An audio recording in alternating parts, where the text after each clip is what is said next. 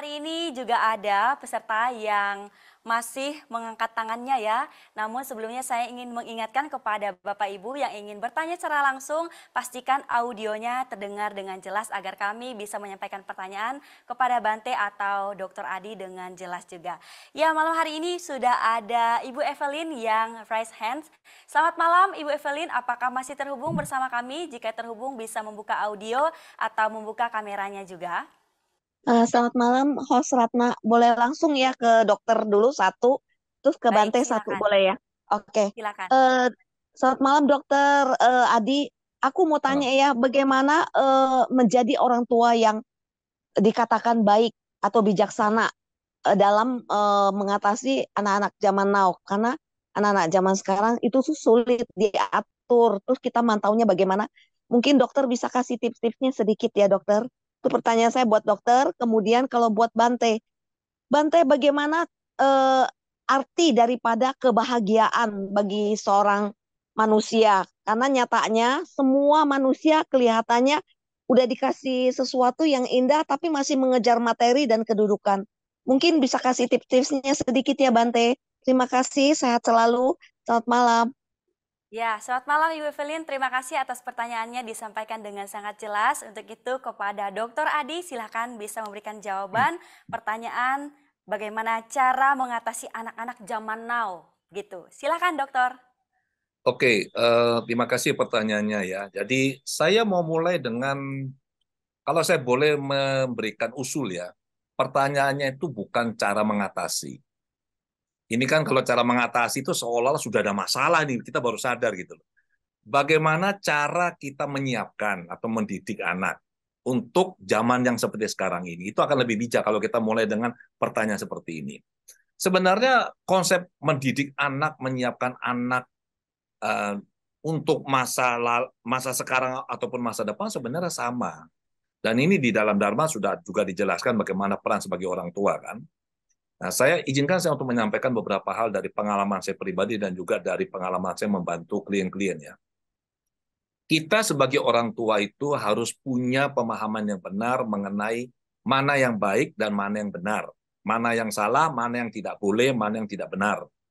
Jadi kita harus punya pemahaman ini dulu.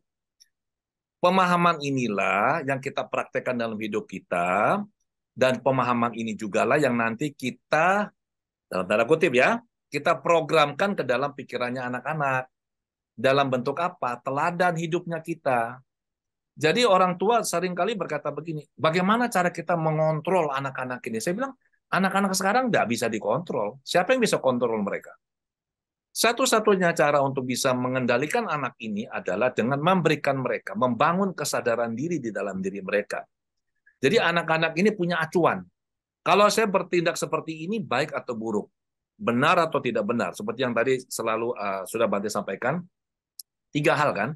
Apakah ini menambah ketamaan, ataukah menambah kebencian, ataukah menambah kegelapan batin. Apakah yang dilakukan ini justru mengurangi ketamakan, mengurangi kebencian, mengurangi kebodohan kita, kegelapan batin.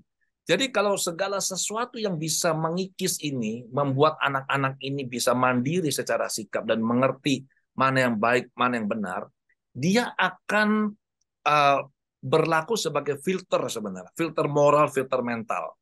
Jadi serangan informasi yang bertubi-tubi, tidak karu-karuan begitu, itu anak itu akan tetap tenang karena dia tahu, oh ini nggak boleh, oh ini ada, ya kalau yang bagus ini saya lakukan, ini saya nggak boleh.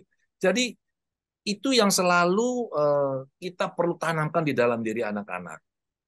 Jadi banyak orang berpikir begini, wah saya mau kerja keras, saya mau meninggalkan warisan yang banyak kepada anak-anak supaya mereka bisa hidupnya mapan, nyaman, bahagia, tidak kekurangan apapun. Ya itu di satu sisi kalau kita orang tua bisa memenuhi ini bagus, kita meninggalkan warisan materi kepada anak dan keluarga. Tapi satu hal yang paling berharga itu adalah bukan apa yang kita tinggalkan untuk mereka, di luar diri mereka. Hal yang paling berharga itu adalah apa yang kita tinggalkan di dalam diri mereka.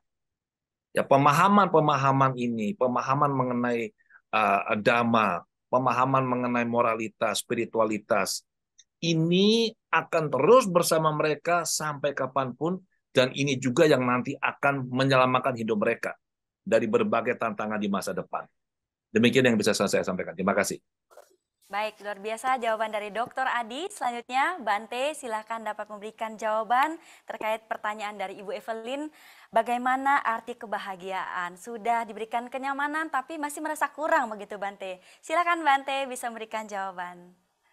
Baik, kebahagiaan ini kadang disalah mengerti dengan kesenangan. Karena itu tadi pertanyaannya kan termasuk juga sudah tentang materi, kedudukan, dan sebagainya. Kalau kita sebetulnya membedakan antara kebahagiaan dan kesenangan, kesenangan itu adalah perasaan yang kita dapatkan karena kita memperoleh dari sumber-sumber luar. Ya, misalnya tadi materi, ya, dapat uang, itu sebetulnya membuat kita senang, bukan membuat kita bahagia. Punya kedudukan, punya keluarga, bisa beli kendaraan baru, lulus sekolah, itu adalah senang. Jadi, senang itu karena unsur luar dan waktunya pendek. Begitu kita dapat kendaraan, hari ini senang, tapi 2 bulan kemudian mungkin sudah biasa-biasa saja. Begitu kita bisa dapat HP yang baru, senang. Tapi begitu sudah sebulan, 2 bulan, biasa-biasa saja. Itulah kesenangan. Sedangkan kebahagiaan itu ada di dalam. Dia bukan dari luar. Nah, kebahagiaan itu adalah kemampuan kita menerima kenyataan. Jadi tidak ada hubungannya dengan materi. Dia tidak punya materi pun, kalau dia mampu menerima itu sebagai kenyataan, dia bahagia. Atau dia tidak bisa membeli HP yang baru, dia punyanya HP jadul. Kalau dia bisa menerima itu sebagai kenyataan, itulah kebahagiaan. Makanya kalau Anda melihat, misalnya, contoh di dalam Dharma adalah kita terdiri dari 2 masyarakat umat Buddha, yaitu satu masyarakat yang tinggal di wihara, para biku, samanera, dan sebagainya. Yang kedua adalah masyarakat yang tinggal di dalam rumah tangga, seperti Pak Adi dan lain sebagainya. Nah, sekarang kenapa? Kalau tujuan agama Buddha itu untuk mencapai kebahagiaan, kok ada mereka yang tinggal di wihara yang malah nggak punya apa-apa? Wihara saja nggak punya. Kalau kebahagiaan itu hanya karena materi dan kedudukan, menjadi biku itu materinya apa? Kedudukannya apa? Tidak ada apa-apanya. Nah, tetapi menjadi biku itu dilatih untuk memiliki kemampuan menerima kenyataan. Bahwa sekarang saya ini pakaiannya cuma jubah seperti ini. Mampu nggak saya menerima kenyataan ini? Bahwa saya sehari hanya makan sebelum jam 12 siang. Mampu nggak saya menerima kenyataan ini? Bahwa saya tinggal di wihara, tetapi wihara ini tidak punya hak milik saya. Mampu nggak saya menerima itu? Nah, kalau saya bisa menerima kenyataan itu, maka saya bahagia. Jadi kebahagiaan itu diukur dari kemampuan kita menerima kenyataan saat ini. Karena itu di dalam Dhamma diajarkan bagaimana kita belajar hidup saat ini. Bagaimana kita belajar hidup saat ini adalah dengan berlatih mengamati saat ini saya sedang apa. Nah, kita biasanya pagi 15 menit, malam 15 menit itu untuk merasakan saat ini saya sedang apa. Saat ini saya sedang duduk memperhatikan nafas saya masuk. Saat ini saya sedang duduk memperhatikan nafas saya keluar. Begitu pikirannya ke tempat lain, saat ini saya sedang memperhatikan nafas saya masuk dan keluar, tidak memikirkan pikiran yang lain. Begitu kita tahu saat ini saya sedang apa, saya bisa menerima itu sebagai kenyataan, batin menjadi tenang dan bahagia. Nah, tetapi saya katakan, hidup adalah saat ini. Apakah saya tidak boleh punya rencana masa depan? Tentu kita boleh punya rencana masa depan. Apakah kita tidak boleh mengenang masa lampau? Tentu kita boleh mengenang masa lampau. Tetapi 3 dimensi waktu ini, masa depan, masa sekarang, dan masa yang lalu, yang nyata adalah saat ini. Masa lalu itu kenangan, masa depan itu masih impian. Masa lalu ini kita jadikan pelajaran untuk kita tingkatkan kalau baik, atau kita perbaiki kalau yang buruk di masa sekarang. Masa depan yang impian ini, kita mulai melakukan yang terbaik pada saat ini. Jadi sebetulnya yang real, yang nyata adalah saat ini. Kita mulai melakukan yang terbaik adalah saat ini. Kalau kita bisa seperti itu, maka penerimaan saat ini kemudian untuk mempelajari kesalahan di masa lalu untuk ditingkatkan, diperbaiki saat ini, keberhasilan di masa lalu untuk kita tingkatkan saat ini, rencana di masa depan kita mulai dari saat ini, maka kebahagiaan akan muncul. Kalau tadi pertanyaannya adalah bagaimana arti kebahagiaan bagi manusia, terutama yang mengenal damai, yang kita sampaikan di sini adalah arti kebahagiaan adalah ketika ia bisa menerima kenyataan saat ini untuk membangun masa depan dan memperbaiki masa lalu, karena saat inilah yang sesungguhnya. Demikian, silakan. Terima kasih. Ya, luar biasa jawaban dari Bante ya. Ibu Evelyn dan sahabat semuanya, tadi Bante sampaikan senang dan bahagia itu adalah hal yang berbeda. Dan tadi Dokter Adi juga menyampaikan tips ya untuk mengatasi anak yang mungkin agak susah diarahkan. Itu tentunya menjadi tips juga untuk saya sebagai calon orang tua dan tentunya juga untuk sahabat Dhamma yang saat ini sudah memiliki anak ya. Terima kasih Dokter Adi atas tipsnya malam hari ini. Saya menjadi semakin banyak nih pengetahuannya. Ya, Dokter Adi dan Bante Utamo, malam hari ini ada pertanyaan lagi nih dari Bapak atau Ibu Tio Siuha yang malam hari ini bergabung melalui YouTube. Pertanyaan dari beliau, robot apakah bisa diterapkan dalam ilmu Dokter Adi dan bagaimana menurut Bante, apakah baik karena banyak yang sulit bekerja atau nganggur? Cerdas boleh, tapi di sisi lain ada yang menderita. Anumodana semuanya. Silahkan Dokter Adi dapat menjawab. Kalau ditanya apakah robot ini bisa diterapkan dalam ilmu yang saya hipnoterapi yang saya lakukan ya. Kalau misalkan dia mengajar saja itu bisa, dia mengajar hipnoterapi. Tapi kalau dia diminta melakukan praktek seperti yang saya lakukan atau hipnoterapis lakukan, seperti yang tadi juga sudah Bante sampaikan dengan sangat jelas, robot ini kan nggak punya perasaan. Nah, terus bagaimana nanti si robot ini mau berinteraksi secara emosi dengan individu ini, dengan orang ini? Itu nggak bisa. Makanya sangat aman profesi saya ini. Kenapa? Karena di masa depan nggak bisa digantikan oleh robot. Nah ini saya ada dapat sebuah video yang menceritakan bahwa di Tiongkok itu ya ada robot yang diprogram. Ini pakai AI, kecerdasan buatan. Jadi si robot ini nih dia tuh bisa ini mendiagnosis kondisi kesehatan seseorang hanya dengan merasakan ini, denyut nadinya. Dalam waktu 30 detik, dia bisa tahu orang ini masalahnya apa loh, hebat gak? Kemudian dalam waktu 5 menit, dia bisa buka resep loh. Dan setelah dibandingkan dengan resep yang dibuka oleh Dr. TCM ya, Dr. TCM di Tiongkok ini resepnya kurang lebih sama dengan dokter yang punya pengalaman 40 tahun. Coba hebat nah ini. Jadi kerja yang sifatnya mekanistik, yang berulang, yang tidak melibatkan interaksi secara emosi, ini sangat bisa digantikan oleh robot. Tapi kalau kerja yang membutuhkan pemahaman mengenai emosi, kita simpati, atau kita bisa mengerti kondisi psikologi seseorang, ini tidak bisa ini. Jadi jawaban singkatnya adalah tidak bisa. Demikian. Oke, luar biasa ya jawaban dari Dokter Adi. Jadi kita lebih banyak nih harus belajar nih sama Dokter Adi biar karena tadi Dokter Adi sampaikan pekerjaan beliau ini tidak akan bisa digantikan begitu ya. Ya, selanjutnya Bante silakan bisa memberikan jawaban Bante. Ya, kalau tadi pertanyaannya yang disampaikan itu kan gimana ya? Dengan adanya AI atau robot ini kan nanti akhirnya banyak juga pekerjaan yang tergusur sehingga jadi pengangguran.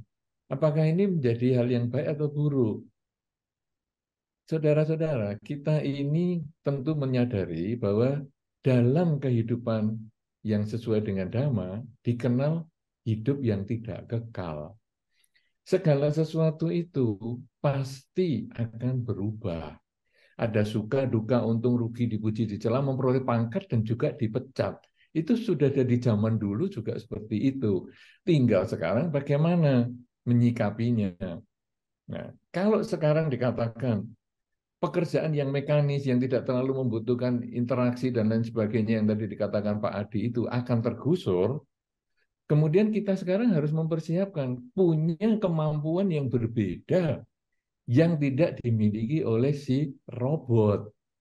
Mungkin Anda pekerja di perusahaan tertentu yang hanya secara mekanik saja, yaitu misalnya mungkin memasang spare part di satu alat tertentu. Ya itu pasti bisa digantikan oleh robot. Tetapi ketika Anda bisa berinteraksi dengan teman-teman Anda, sehingga teman-teman Anda di dalam pekerjaan itu menjadi lebih nyaman berkumpul dengan Anda, bisa sharing dengan Anda, bisa tukar pikiran, tukar wawasan dengan Anda, maka Anda walaupun ada robot yang menggantikan pekerjaan-pekerjaan itu, mungkin bukan Anda yang akan digusur.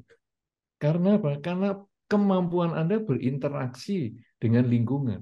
Tapi akhirnya digusur juga. Oh, kalau digusur juga, mungkin kemampuan Anda berinteraksi dengan lingkungan itu Anda kembangkan di rumah, di lingkungan, di masyarakat, dan di tempat Anda tinggal. Dengan demikian, maka Anda dihargai bukan karena kemampuan mekaniknya Anda yang rutin melakukan kegiatan seperti itu, tapi Anda berharga karena Anda berbeda dari robot. Anda punya perasaan untuk enak diajak berbagi. Kalau Anda cerita sama robot, walaupun mungkin bisa menangis ya, tadi sudah ada kan robot yang bisa menangis dan mengeluarkan ekspresi ratusan di wajahnya itu. Tapi kan pasti Anda merasa kayaknya ini palsu banget. Ini kalau ketika saya curhat kok saya nangis terus dia kelihatannya nangis juga kayaknya palsu banget ini. Tapi kalau saya ngomong sama orang ini kok rasanya enak ya. Walaupun saya nggak ada solusinya. Tetapi ketika saya ngomong kemudian dia perhatikan dengan baik. Itu seneng. Saudara-saudara, saya cerita yang tadi di ruang konsultasi itu ya.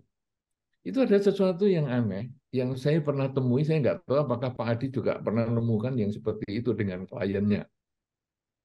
Jadi pada satu ketika ada seseorang yang mau curhat dengan saya, kemudian saking masalahnya itu berat bagi dia ditanggung, dia itu kemudian menangis dengan cukup keras. Nah, saya tungguin agak lama, tapi kok nggak berhenti-berhenti. Padahal di luar ini saya punya proyek juga, tukang yang masih ngerjakan sesuatu.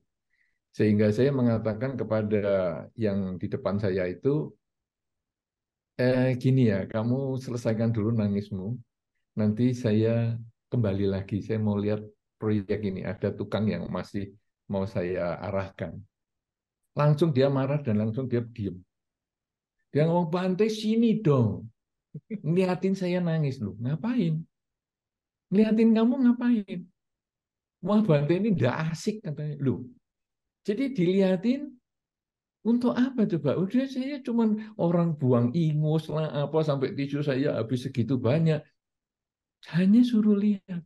Tapi setelah selesai nangisnya puas, apa toh yang mau kamu ceritakan? Nggak ada, saya cuma pengen nangis saja. Saya ini, waduh, sumpek sekali di rumah. Mau nangis saja nggak ada yang lihat. Loh, ini aneh banget.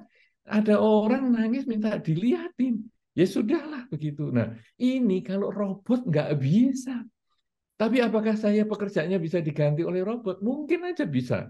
Saya tidak masalah itu. Saya malah menunggu robot yang bisa menggantikan kerjaan saya supaya saya bisa meditasi dengan lebih lama. Ya, tapi orang yang punya perasaan untuk bisa curhat dan sebagainya ini mungkin robot belum. Sampai hari ini belum bisa. Saya nggak tahu ya 5-10 tahun lagi karena kalau udah di science fiction kan nanti mungkin robot itu juga bisa menangis dan punya perasaan juga. Karena nanti robot itu pun akan menganggap manusia ini juga sebagai hama itu juga bisa. Karena dia bertujuan untuk melestarikan bumi dan manusia ini buang sampah sembarangan, buang plastik sembarangan, maka dia juga bisa dibunuh oleh si robot ini juga bisa seperti science fiction yang mungkin pernah ada di dalam film dan sebagainya. Jadi kalau sekarang ditanya tadi apakah robot itu mengurangi pekerjaan, betul. Tetapi pekerjaan kalau Anda dikurangi karena robot, marilah kita menggunakan perasaan kita, empati kita, kesadaran kita yang robot sampai hari ini masih belum bisa. Ya, begitu. Silakan. Baik, Anu Mudana Bante atas jawabannya. Demikian tadi Bapak Tio Siuhua, jawaban dari kedua narasumber. Dan selanjutnya ini Bante dan Dokter, terus ada peserta yang mengirimkan pertanyaan ya malam hari ini sangat antusias. Malam hari ini ada pertanyaan dari Bapak Harjono, beliau bergabung dari Zoom. Pertanyaan dari beliau, malam Bante Utamo dan Dokter Adi, mohon tanya bagaimana menyeimbangkan batin terhadap perubahan yang begitu cepat dan masif kehiruk pikukan dan kemajuan teknologi dunia dan duniawi yang serba instan dengan keheningan yang dibutuhkan untuk meningkatkan kesadaran, moralitas serta nilai-nilai kemanusiaan yang tidak mungkin dilakukan dengan cepat dan instan. Silakan Dr. Adi bisa memberikan jawabannya. Oke, jadi begini, ada sebuah teori ya, itu disebut dengan teori kue donat, begitu kan? Jadi kita tahu kalau kue donat itu yang selalu yang isi itu kan yang di sekelilingnya kan, di tengahnya kan pasti kosong itu. Jadi kue donat selalu yang di tengahnya bolong. Nah, sebenarnya kita kalau sebagai manusia mengerti ini, hidup kita akan nyaman. Atau mungkin pakai ilustrasi yang lebih spektakuler lagi ya. Teman-teman tahu tornado ya? Tornado ya. Itu luar biasa tuh muternya itu. Kalau kita berada di bagian luar dari tornado itu, pusaran itu, waduh itu kita ada karu-karuan itu. Habis kita. Tapi begitu kita masuk ke tengah, seperti kayak donat tadi, kita di tengah-tengahnya, itu paling tenang. Diam itu.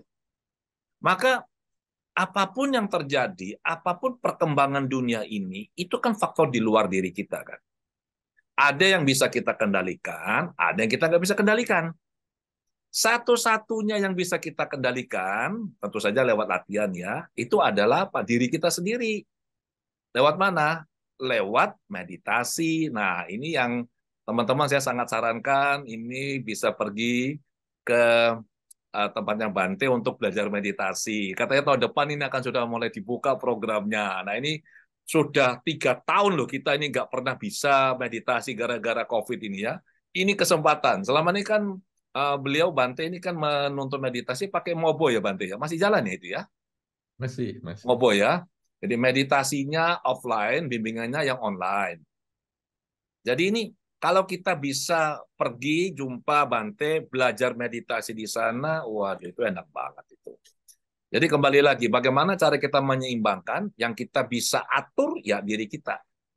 Nah, kalau kita konsisten melatih diri, saya bisa sarankan teman-teman ya atau klien saya yang juga sama ruwet sekali pikirannya. Jadi saya bilang ya udah ginilah, kamu meditasinya nggak usah lama-lama lah, 30 menit saja satu hari. Tapi konsisten setiap pagi. Aduh Pak, 30 menit, boro-boro 30 menit. Saya ini mau sarapan pagi aja tidak bisa Pak, repotnya minta ampun. Oh jadi Anda sangat sibuk, saya sibuknya minta ampun Pak. Ya sudah, kalau sibuknya luar biasa, ya sudahlah, waktunya cukup 60 menit. Dia bilang, waduh, kok lama banget 60 menit, padahal seorang sibuk. Saya bilang, Pak, semakin kita sibuk, semakin kita butuh meditasi. Karena pikiran ini seperti ibaratnya sebuah gelas ya, gelas berisi air bening, di situ tuh ada pasir di bawahnya. Semakin kita sibuk itu seperti kita aduk-aduk tuh pasirnya, gelasnya. Maka yang terjadi adalah itu kotoran akan naik semua tuh, akan jadi ruwet-ruwet sendiri, kabur-kabur sendiri. Satu-satunya cara untuk kita bisa membuat dia kembali menjadi bening, enak, jernih, itu adalah dengan kita apa? Menenangkan pikiran ini. Yaitu pikiran harus diikat pada sebuah objek, yaitu meditasi. Dan ini nggak bisa. Tidak ada cara lain. Jadi semakin ribet dunia ini, semakin kita butuh untuk duduk hening, meditasi konsisten tiap hari. Dan teman-teman, monggo pergi ke tempat Bante, belajar sama Bante. Terima kasih. Ya, baik. Terima kasih Dokter Adi. Silakan Bante dapat memberikan jawabannya Bante. Ya, terima kasih Pak Adi, promosinya yang luar biasa itu. Ya, tadi berhubungan dengan pertanyaannya ya. Jadi bagaimana menyeimbangkan batin di dunia yang demikian cepat perubahannya ini? Sebetulnya kita harus tahu yang disebut atau bisa membedakan antara kebutuhan dan keinginan. Kenapa demikian? Karena kebutuhan itu terbatas, keinginan itu tidak ada batasnya. Kemajuan yang sedemikian pesat, kalau Anda fokus pada kebutuhan Anda tidak perlu sampai timbul, wah saya harus ikut begini, wah jangan sampai saya ketinggalan zaman, harus begitu. Wah ini nanti seperti yang Pak Adi sampaikan, kita terkena tornado yang luar biasa, ikut mental kita, karena kadang kita nggak membutuhkan itu. Nah, jadi sekarang bagaimana supaya kita menyikapi ini? Saya sepakat dengan yang Pak Adi sampaikan, kita justru menenangkan diri dulu untuk mendeteksi, untuk menentukan saya butuh ini atau enggak. Misalnya, oh ini sekarang ya, wah semuanya serba kecerdasan buatan. Ayo kita bikin ini perusahaan kita kasih kecerdasan buatan. Butuh atau ingin? Oh saya masih belum butuh. Saya masih mau ngasih pekerjaan kepada beberapa orang yang di sini. Oke, ya sudah, kita berhenti di situ. Wah, yang teman-teman lain sana sudah, ya biarkan. Karena apa? Karena yang balik ke pertanyaan yang tadi awal sudah kita jawab adalah, kalau kita cocok, ya kita ikut. Kita nggak cocok, ya kita nggak usah ikuti. Kalau kita tahu pembangunan Wihara Bodhigiri ini sudah 30 tahun, ya baru selesai 2 tahun lalu. Nah, kemudian pada waktu proses pembangunan itu banyak yang ngomong, kenapa nggak pakai misalnya alat berat, ya pakai otomatisasi dong supaya lebih cepat, ya untuk ngecat untuk apa? Enggak lah. Kenapa? Karena saya tujuannya adalah untuk mencarikan lapangan kerja bagi orang-orang di desa di sini yang sudah tua-tua, yang mungkin kalau kerja di kota lain berat, padahal di sini kan tidak banyak pekerjaan. Jadi tujuan saya begitu, sehingga alat berat juga tidak kita gunakan. Nah, ini sebetulnya motivasi kita mau apa? Butuh atau ingin? Nah, kalau ingin cepat wihara selesai, ya semua pakai alat, semua beres. Ya gali ya pakai pakai begu dan lain sebagainya, beres. Tetapi kenapa kita pakai cangkul? Kenapa ngangkutinya kok juga cuma pakai alat tradisional? Karena kita ingin mencarikan pekerjaan. Nah, jadi kalau tadi Anda bertanya, gimana ya menyeimbangkan batin? Anda harus tentukan dulu diri Anda, kebutuhan dan keinginan Anda. Sehingga nanti kemajuan zaman itu tidak menyilaukan pandangan kita. Kita tetap fokus pada tujuan hidup kita ini. Begitu, terima kasih. Silakan. Baik, terima kasih Bante Utamo. Pertanyaan dari Bapak Harjono sudah terjawab ya. Tadi Dokter Adi juga sampaikan kalau memang pikirannya lagi kurang jernih, silakan bisa meditasi di tempat Bante Utamo di Wihara Bodhigiri. Dan kalau misalnya ada masalah juga bisa konsultasi nih dengan Dokter Adi W. Gunawan. Kurang apa lagi nih, Nalanda Foundation malam hari ini menghadirkan 2 narasumber yang sangat luar biasa. Bapak Ibu sudah mendapatkan solusinya tentunya ya. Ya sahabat damai yang berbahagia, malam hari ini jawaban dari kedua narasumber adalah penutup pada sesi tanya jawab malam hari ini. Ada banyak sekali pertanyaan yang dikirimkan, namun karena keterbatasan durasi kami mohon maaf kepada Bapak Ibu yang pertanyaannya belum dapat kami sampaikan kepada narasumber malam hari ini. Namun Anda jangan ragu untuk dapat bergabung kembali dalam talk show kami selanjutnya, karena acara ini rutin kami laksanakan pada setiap bulannya. Nah, untuk menambah lagi pengetahuan kita tentang kecerdasan buatan, selanjutnya narasumber akan menyampaikan closing statement. Untuk yang pertama akan disampaikan oleh Dr. Adi W. Gunawan. Untuk itu kepada Dr. Adi kami persilahkan. Oke, terima kasih. Jadi kecerdasan buatan ini kan hanyalah alat ya untuk kemajuan kita. Yang paling penting sebenarnya adalah bukan bagaimana kita bingung dengan kecerdasan buatan ini. Yang lebih penting menurut saya adalah bagaimana kita mengembangkan kecerdasan yang ada di dalam diri kita. Kecerdasan mengamati gerak pikiran kita, kecerdasan seperti yang tadi Bante sampaikan, kecerdasan untuk bisa mengerti dan memahami mana yang namanya kebutuhan, mana yang namanya keinginan, kecerdasan untuk bisa menentukan cukupnya berapa, kecerdasan untuk bisa menentukan apa sih bedanya senang dan bahagia. Jadi kalau kita bisa pegang intinya, hidup kita akan jauh lebih tenang, jauh lebih nyaman. Apapun yang terjadi di sekeliling kita, teknologi ini kita bisa gunakan dengan bijak untuk kemajuan diri kita dan juga untuk kemajuan Buddha Dhamma. Demikian, terima kasih. Baik, luar biasa closing statement dari Dr. Adi. Selanjutnya dengan penuh hormat kepada Bante Utamo, kami persilahkan Bante. Baik, kita perlu ingat pada diri kita masing-masing. Di era kemajuan zaman yang sedemikian cepat, kita tidak akan pernah bisa menghentikan kemajuan zaman. Kita juga tidak perlu memusuhi kemajuan zaman. Kita juga tidak perlu anti dengan hasil kemajuan zaman. Tetapi kita harus membekali diri kita masing-masing. Apakah kemajuan zaman, hasil kemajuan zaman ini akan memberikan manfaat bagi kita untuk mengurangi ketamaan, kebencian, dan kegelapan batin? Ataukah hasil kemajuan zaman ini justru malah menambah ketamaan, kebencian, dan kegelapan batin? Kalau mengurangi ketamaan, kebencian, kegelapan batin, ayo kita gunakan. Karena itu akan bermanfaat untuk hidup kita di masa sekarang maupun hidup kita di masa-masa yang akan datang. Tetapi kalau itu menambah ketamaan, kebencian, dan kegelapan batin, mari kita tunda kepemilikannya. Tapi tidak usah kita musuhi, karena mungkin masih banyak orang yang memerlukan cara-cara atau hasil kecerdasan buatan yang seperti itu. Mudah-mudahan ini akan bermanfaat. Terima kasih.